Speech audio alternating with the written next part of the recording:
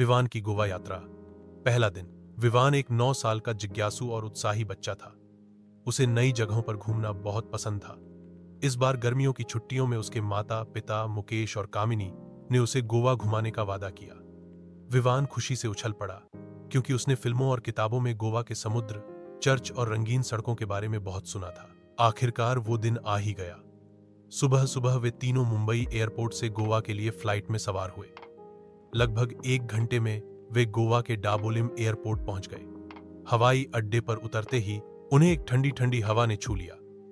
गोवा की हवा में नमकीन खुशबू और आजादी का एहसास था। होटल पहुंचने के बाद उन्होंने थोड़ा आराम किया और फिर तैयार होकर गोवा घूमने निकल पड़े। पहले दिन का प्लान था नॉर्थ गोवा के बीच, फोर्ट और चर्च देखना। कैंडोलिम बीच। सबसे पहले वे कैंडोलिम बीच पहुंचे। सूर्य की सुनहरी किरणें रेत पर चमक रही थीं और समुद्र की लहरें तट से टकराकर मधुर संगीत बना रही थीं। विवान दौड़कर रेत पर खेलने लगा। वह अपने पैरों से रेत को खोदकर गड्ढा बना रहा था और उसमें पानी भरकर समुद्री तालाब कह रहा था। उसके माता पिता बीच कुर्सियों पर बैठकर नारियल पानी पी रहे थे। थोड़ी देर बाद विवान और उसके पापा समुद्र की लहरों से खेलने चले गए। जब कोई बड़ी लहर आती तो विवान खुश होकर चिल्लाता, "ये देखो, लहर राक्षस आ गया।" सभी उसकी मासूमियत पर मुस्कुरा रहे थे। अगुआड़ा किला। बीच के बाद वे अगुआड़ा फोर्ट पहुंचे।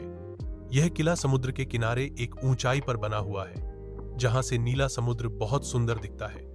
गाइड ने बताया कि यह किला पुर्तगालियों ने 17वीं शताब्दी में बनाया था, ताकि दुश्मनों के हमले से सुरक्षा हो सके। विवान ने बड़े ध्यान से सब कुछ सुना और पूछा, "क्या यहाँ समुद्री डाकू भी आते थे?" सब हंस पड़े।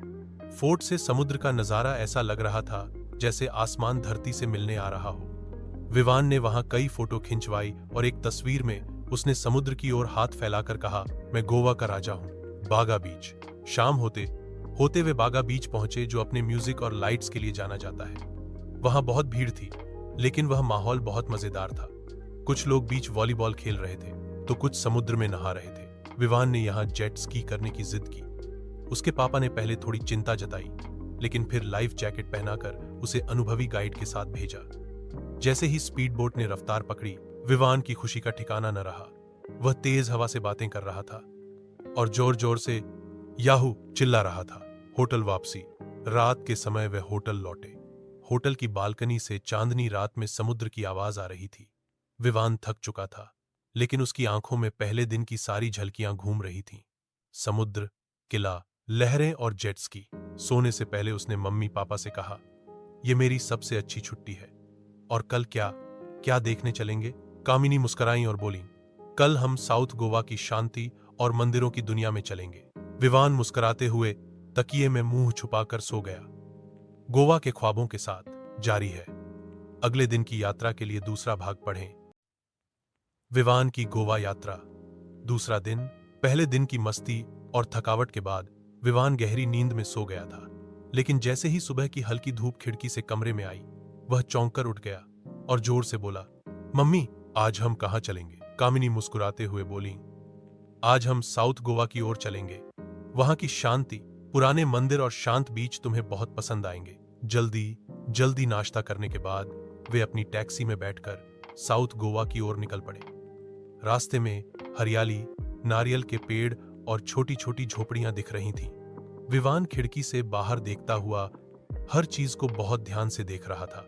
मंगेशी मंदिर। सबसे पहले वे पहुंचे मंगेशी मंदिर, जो भगवान शिव को समर्पित है। मंदिर सफेद रंग का था और उसके चारों तरफ हरियाली फैली हुई थी।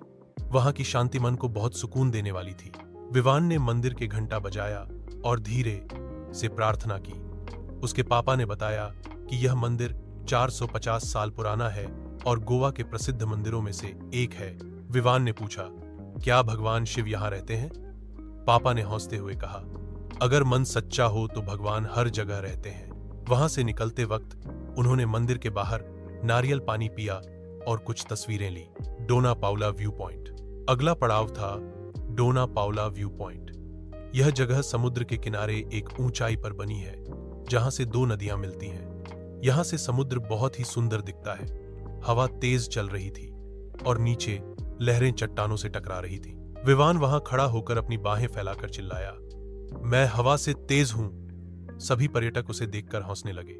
मम्मी ने उसे बताया कि इस जगह का नाम डोना पाउला नामक एक पुर्तगाली महिला के नाम पर रखा गया है, जिसकी कहानी आज भी लोगों को रोमांचित करती है। मीरामार बीच। इसके बाद वे पहुंचे मीरामार बीच। यह बीच नॉर्थ गोवा के बीचों की तरह भीड़ भाड़ वाला नहीं था। यहाँ शांति थी और लोग आराम से टहल रहे थे। विवान ने यहाँ रेत से किला बनाया और उसमें गोवा का झंडा लगाया। वह कहने लगा, ये मेरा गोवा किला है और मैं इसका राजा। उसके मम्मी पापा उसके साथ मिलकर खेल में शामिल हो गए। कुछ समय बाद वे तीनों समुद्र के किनारे टहलते हुए सूरज को डूबते हुए देखने लगे। नारंगी सूरज जैसे धीरे धीरे समुद्र में समा रहा था और आसमान में रंग भर रहा था। वह दृश्य बहुत ही सुंदर था। पुराने गोवा के चर्च। शाम होते होते वे पहुंचे बेसिलिका ऑफ बॉम जीसस, जो एक प्राचीन और विश्व प्रसिद्ध चर्च है। यह चर्च संत फ्रांसिस जेवियर को समर्पित है और यूनेस्को विश्व धरोहर स्थल भी है। विवान ने चर्च की बड़ी बड़ी खिड़कियों और नक्काशी को बहुत ध्यान से देखा। वहां के शांत वातावरण ने उसे एक अलग ही दुनिया में पहुंचा दिया। पापा ने उसे बताया कि यह चर्च 400 साल से भी ज्यादा पुराना है और यहां हर साल हजारों लोग दर्शन के लिए आते हैं। गोवा का अंतिम स्वाद। यात्रा के अंतिम पड़ाव पर वे एक सुंदर रेस्तरां में गए जहां गोवन संगीत बज रहा था। वहां उन्होंने गोवन स्टाइल पाव, शाकाहारी करी और मालाई कुल्फी खाई। विवान ने खाना खाते हुए कहा, पापा, अगर स्कूल की पढ़ाई के बदले गोवा आना होता तो मैं हर क्लास में टॉप करता। सब हंस पड़े। वापसी की तैयारी। रात को होटल लौटकर विवान ने अपना बैग पैक किया, लेकिन उसका मन अभी भी गोवा में ही अटका हुआ था। उसने बालकनी से समुद्र की तरफ देखा और धीमे से बोला, गोवा, मैं फिर आऊंगा।